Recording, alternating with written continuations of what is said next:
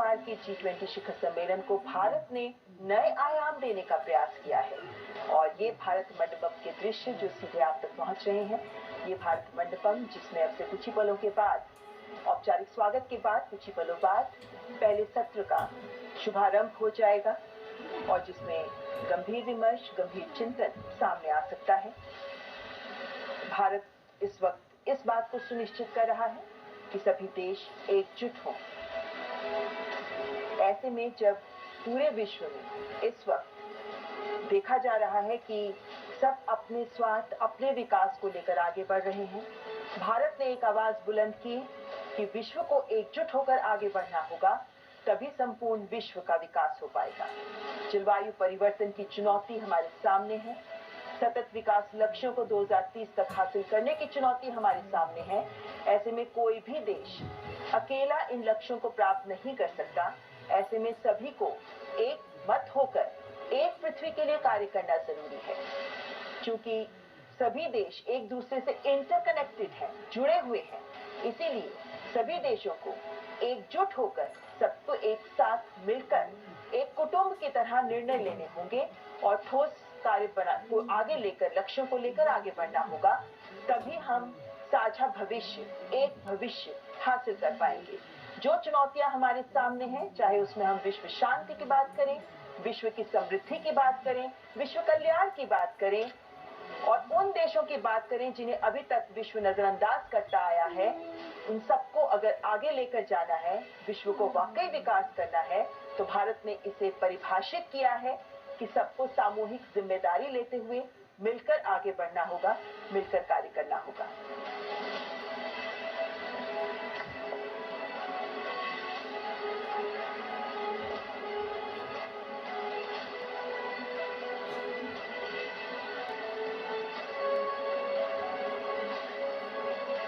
भारत मंडपम से सीधे तस्वीरें आप देख रहे हैं और औपचारिक स्वागत का कार्यक्रम अब समाप्त हो चुका है। G20 शिखर सम्मेलन 2023 अब अपने पहले सत्र की ओर धीरे धीरे कदम आगे बढ़ाता हुआ, जहां वन अर्थ पर चर्चा होनी है। पहले सत्र में 3 सत्र और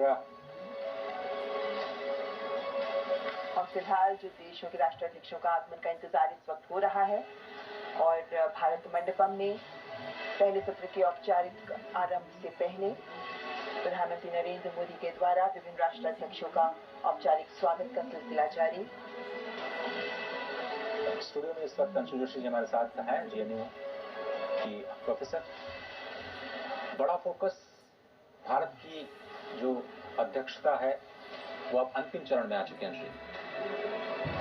यहाँ से हम एक नए अध्याय की शुरुआत होते हुए देख रहे हैं। हम देख सकते हैं कि कितना भव्य आयोजन है, किस पैमाने पर हमने ये आयोजन किया है। हमने 1 लाख से भी ज्यादा जो प्रतिनिधि और विदेश से आए मेहमान हैं, उनका इस अपनी अध्यक्षता के 1 साल में यहाँ स्वागत किया। हमने अपने देश में 60 से भी अधिक शहरों में G20 के 220 से भी ज्यादा मीटिंग्स का सफलतापूर्वक आयोजन किया। हमने इसमें नए लोग जोड़े। हमने जो पूरे विश्व से आए हुए मेहमान थे, जो विश्व के अलग अलग प्रतिनिधि थे, उन्हें अपनी जनता से जोड़ा। हमने गवर्नमेंट टू पीपल और पीपल टू पीपल कनेक्ट पे बढ़ावा दिया। इसे हमने अपनी अध्यक्षता में करके दिखाया। हमने G20 के मंच के विस्तार की बात की और मुझे लगता है एक बड़ा डेलिब्रेशन ये आ सकता है कि जो अफ्रीकी यूनियन है वो G20 का सदस्य बनाया जाए। अभी तक एक संगठन के रूप में यूरोपियन यूनियन G20 का एक परमानेंट सदस्य है। और हम ये भी देख सकते हैं कि किस तरह से हमने समावेशी विकास को लेकर, सतत विकास को लेकर, साझा विकास को लेकर न सिर्फ अपने यूनिलैटरल लेवल पे और बायलैटरल लेवल पे, हमने मल्टीलैटरल लेवल पर भी G20 के अध्यक्ष के रूप में अलग अलग सफल प्रयास किए। और अब मुझे लगता है कि आज और कल जो घोषणाएं होंगी, जो तमाम रिपोर्ट्स प्रस्तुत होंगी, जो राष्ट्राध्यक्ष अपने विचार प्रस्तुत करेंगे, उसमें हम भारत के इस को रोकना चाहेंगे इस वक्त, क्योंकि भारत मंडपम में USA, अमेरिका के राष्ट्रपति जो बाइडेन का आगमन हो चुका है। कल हमने देखा कि भारत और अमेरिका के बीच द्विपक्षीय वार्ता भी हुई और कल हमने ये भी देखा कि कैसे अमेरिका के राष्ट्रपति जब दिल्ली पहुंचे तो सबसे पहले वो सीधे प्रधानमंत्री के आवास गए और वहां उन्होंने प्रधानमंत्री नरेंद्र मोदी के साथ मुलाकात की और दोनों देशों के बीच जो वार्ता हुई उसके बाद कुछ ठोस परिणाम जो सामने आए, उसमें दोनों देशों के बीच के द्विपक्षीय संबंधों को जो पहलू परिभाषित करते हैं, जिसमें तकनीक भी शामिल है, जिसमें इनोवेशन भी शामिल है, जिसमें आर्थिक और व्यापार के मुद्दे भी शामिल हैं, इन्हें आगे बढ़ाने को लेकर प्रतिबद्धता दोबारा से जाहिर की गई। और ऐसे में G20 शिखर सम्मेलन से पहले भी अमेरिका की ओर से लगातार जो बयान आते रहे हैं वो ये दिखाते हैं कि G20 शिखर सम्मेलन में भारत जिस सोच को लेकर आगे बढ़ रहा है उसमें अमेरिका भारत का पूरा समर्थन कर रहा है। तो अमेरिका के राष्ट्रपति जोसेफ आर बाइडेन, जिनका भारत मंडपम में आगमन। और अमेरिका के पहले स्टेट विजिट के दौरान जिन मुद्दों की शुरुआत प्रधानमंत्री मोदी ने की थी उसको और आगे बढ़ाते हुए दोनों ही नेता अपने द्विपक्षीय वार्ता के दौरान और G20 के मंच पर भी जो वैश्विक मुद्दे हैं, भारत की प्राथमिकता के मुद्दे हैं, अमेरिका ने उनका खुल करके स्वागत किया है। मल्टीलेटरल एजेंसीज, इंस्टीट्यूशंस में रिफॉर्म्स के मुद्दे पर अमेरिका स्पष्ट तौर पर भारत का समर्थन करता हुआ नजर आया है। UNSC की स्थायी सदस्यता का भी अमेरिका ने खुले तौर पर समर्थन किया है और ये स्पष्ट तौर पर अमेरिका कहता आया है कि अगर दुनिया की ग्रोथ को सस्टेनेबल बनाना है तो भारत को नजरअंदाज नहीं किया जा सकता। बदलते हुए परिदृश्य में दुनिया की सोच को बदलना ही होगा और दुनिया की सबसे पुरानी डेमोक्रेसी, दुनिया की सबसे बड़ी डेमोक्रेसी। जब प्रधानमंत्री नरेंद्र मोदी अमेरिका गए थे तब भी हमने देखा कि किस तरीके से उनका स्वागत करते हुए राष्ट्रपति और फर्स्ट लेडी ने प्रधानमंत्री के दोनों तरफ से हाथ पकड़ के वे उन्हें अपने आवास के अंदर लेकर गए थे। और वो ये दिखाता है कि दोनों देशों के राष्ट्राध्यक्षों के बीच कितने मधुर, कितने करीबी संबंध हैं। और प्रधानमंत्री नरेंद्र मोदी इस वक्त पीछे एक चित्र, इस चित्र को राष्ट्रपति जो बाइडेन को एक्सप्लेन करते हुए कि इसके मायने क्या है।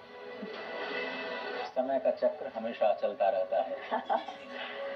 एक सांकेतिक बयान कह सकते हैं इसे, लेकिन हाँ, प्रधानमंत्री नरेंद्र मोदी जिस तरीके से हमारे देश की संस्कृति में गौरव महसूस करते हैं और इसको सबके सामने रखते हैं, वो ये दिखाता है कि भारत जैसा सांस्कृतिक रूप से समृद्ध और विविध देश विभिन्न मंचों पर इस समृद्ध भारत की विरासत को प्रदर्शित करना महत्वपूर्ण है, क्योंकि ये भी भारत की एक ताकत है।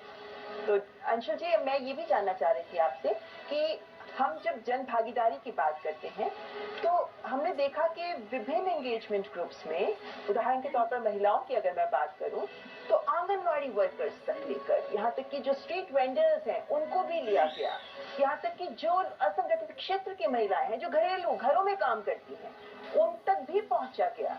तो क्या ये भी साबित करता है कि भारत का एक ये भी प्रयास है कि जो कुछ स्टेप्स, जो कुछ निर्णय सामने आए वो जमीनी स्तर पर लोगों के जीवन को बदल सके, उसे प्रभावित कर सके, ताकि वो जो बदलाव की बात की जाती है विश्व में वो बड़े बड़े ऐलान नहीं, छोटे छोटे कदमों से सामने आए। और इस वक्त आपको रोकना चाहूंगी फिर, क्योंकि इस वक्त हम स्क्रीन पर दिखा सकते हैं आपको कि सऊदी अरब के किंग सलमान बिन अब्दुल अजीज अल सऊद का भारत मंडपम में आगमन। अब क्राउन प्रिंस सलमान बिन अब्दुल अजीज अल सऊद का आगमन हो चुका है। अब से कुछ ही देर पहले सऊदी अरब के क्राउन प्रिंस भारत पहुंचे हैं।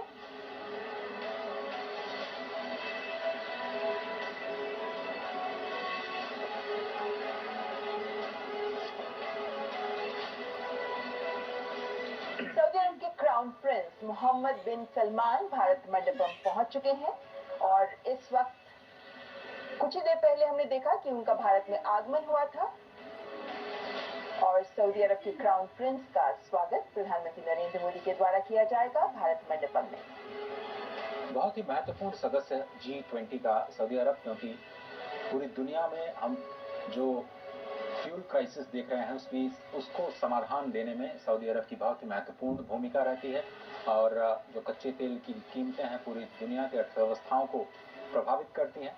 ऐसे में ये जो लीडरशिप दिखाई गई है सऊदी अरब की ओर से भारत के G20 की प्रेसिडेंसी के दौरान, तमाम वर्किंग ग्रुप्स के दौरान जो एनर्जी सिक्योरिटी का मुद्दा है उसमें एक बहुत ही मजबूत स्तंभ के रूप में सऊदी अरब ने एक महत्वपूर्ण भूमिका निभाई है और भारत के G20 का समर्थन किया। तो सऊदी अरब के क्राउन प्रिंस मोहम्मद बिन सलमान का प्रधानमंत्री नरेंद्र वन अर्थ की शुरुआत होगी और इस सत्र में पृथ्वी को लेकर कैसे विभिन्न देश महत्वपूर्ण कदम उठा सकते हैं, एक पृथ्वी, अपने पृथ्वी के संरक्षण को लेकर देश क्या कुछ कर सकते हैं। ऐसे में अभी तक विभिन्न कार्य समूहों में और एंगेजमेंट ग्रुप्स में जो बातें निकलकर सामने आई, जिसके आधार पर शेरपा ट्रैक में डॉक्यूमेंट तैयार किया गया, ऐसे में विभिन्न देश उस पर मंथन करेंगे ताकि कुछ ठोस नतीजे लेकर सामने आ सके।